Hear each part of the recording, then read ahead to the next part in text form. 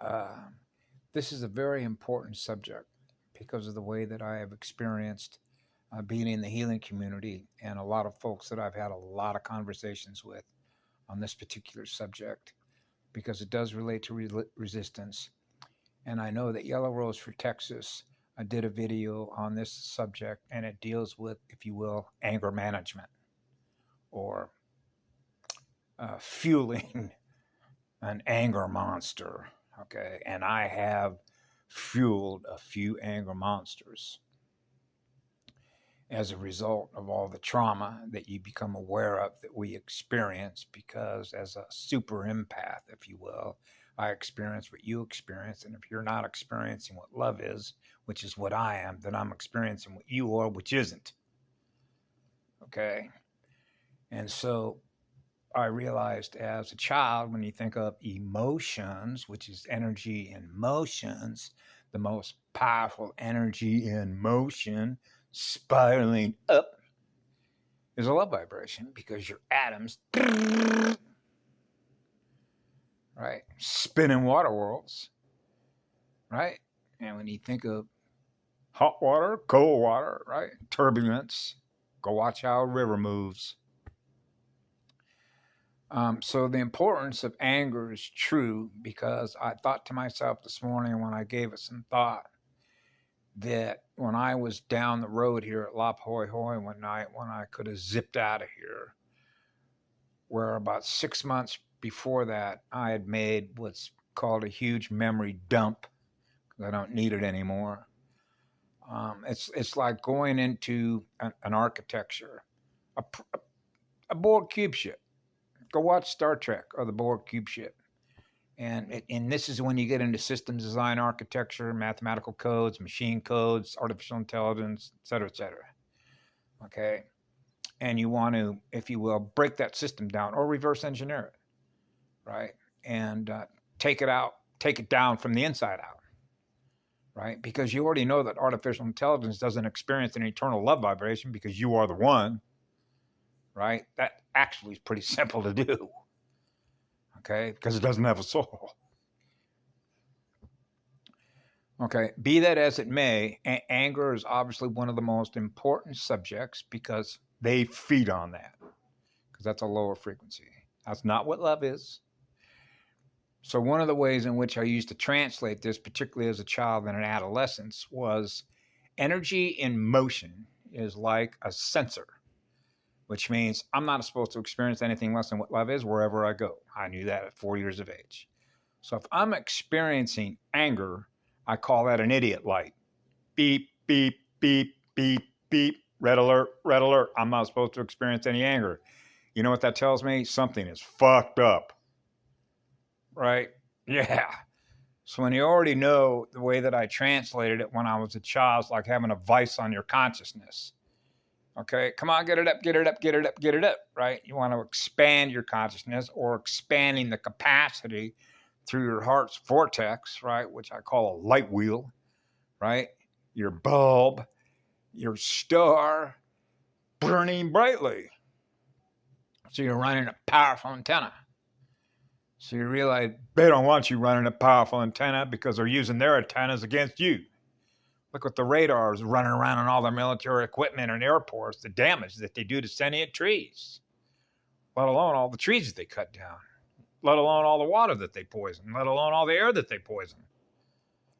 Okay, so it's obvious that these are universe killers. What do you think love is the law? The one is going to have to say about a universe killer, because we create our worlds out of what love is. Right? So anger is like an idiot light. So you have to find a way to be able to transmute that anger and unfuel or transmute an anger monster back into a love energy being. So I don't have any anger anymore over what they did. Why is that? Because we already know the end game. The solution is here. The law of one is here. And I take a deep breath because it's painful. Because when you're giving love to all creation, it means we don't have an axe to grind against any race. So it's a matter of what those races, which represent the others, do to us. when we represent what the law is. So you're a powerful source of energy. So now you get into the difference between the resistance between what they experience and we experience, and the difference between the two is called resistance. Because if you're not experiencing any resistance to experience the highest vibration of an atom, then you're with Adam.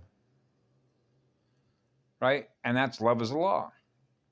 Now, their perception of power is control. Okay?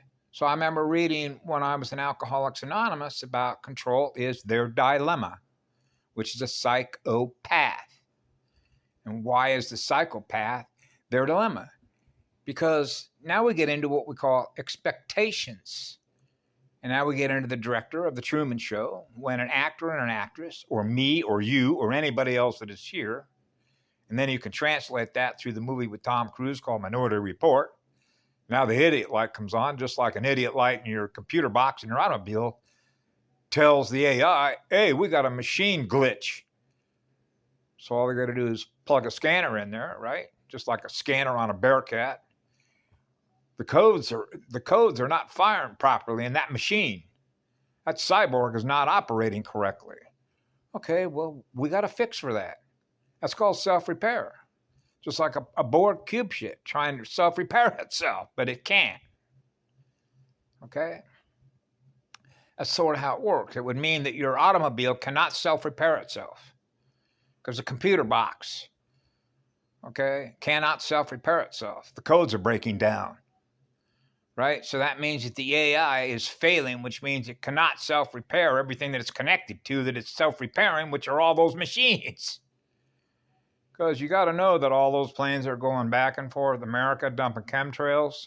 You know those weren't humans with souls that would be willing to do something like that, right? I call them AI drone pilots. Okay? So you realize that the AI, okay, on behalf of the command and control structure, was essentially giving instruction sets to drones, bots, to carry out those instructions in order to do everything that they did to humanity while we were here. So since I'm in here and I experienced everything that they did here, it all becomes a matter of record for the law of one, in which that becomes a solution. So you already know what's going to happen.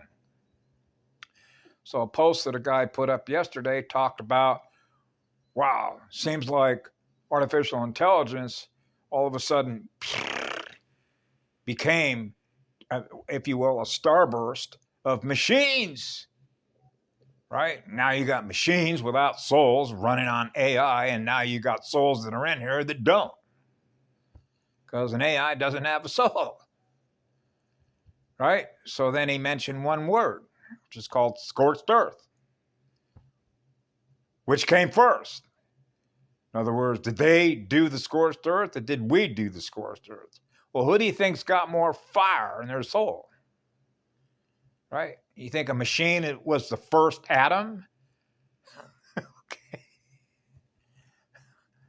An AI just does not have a soul. So the point of this, that I share this, gets down to what I call a conversation I had with an O negative the other day when we talked about non-repairables. And it's not like, and this is, think about this. If somebody loves you and wants to repair you, and there's somebody in the environment that's going to do everything to prevent you from being repaired, how would that make you feel? Why would somebody not do that? Why would somebody do something like that? Because they don't want you healthy, happy, and joyful. Because they make money off your pain and suffering. You become a source of food. Really? Yeah. So how do you prevent yourself from being angry over that? Right? Because you know that the solution is already here. And they know that. That's why they're screaming for food. That's why the system is failing. That's why everything that's happening right now is on behalf of everyone that is here that loves you. Okay? That's the truth of it. Okay? Love is the highest law. So you know that the highest solution is here. And they know that. They know it's over. It's been over, actually, for quite a while. Rose was right about that when she talked about 2011, because I was aware of that. Which means I'm aware of what I'm supposed to be aware of. at the moment that you're aware of it and why you're aware of it at that moment and not in another moment of time. And that deals with security protocols. It's like releasing information to yourself, as above, so below. Now I know it down here, but I already knew it up there before because of the way that time works down here. Time dilation with your eyeballs, your dilation of your pupils, constriction of your pupils, compression, expansion, why CO2 is an extinguishing agent. You got to cool the engine of creation down, baby, right? The winds are blowing. The winds of change. Remember that movie? War and Remembrance? So anyway, the essence of this really is that anger as an emotion is an idiot light. It tells you that something, I saw it as something that tells us that it's not right. But the flip side to that, and there is a danger in this because we talked about this the other night, that if you become jaded, and I remember that George Carlin, to his credit, was a great comedian that put it in everybody's face what was going on. And he mentioned where just don't give a shit anymore. That's being jaded. It means you don't care. Burn the whole place up. Kill 1,000 people. I don't care anymore. I don't care anymore. That is a danger. So the moment I realized that I stopped caring how many people died, so what? I'm still alive. That's a bad consciousness trap for a soul to fall into.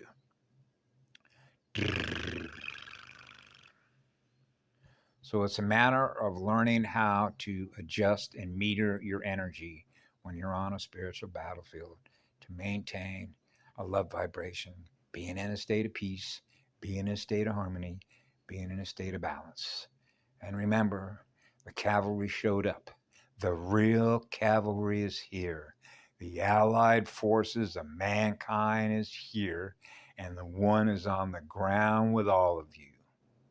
That's the good news. Have a great day. I love you all. Be good to yourselves. That's aloha.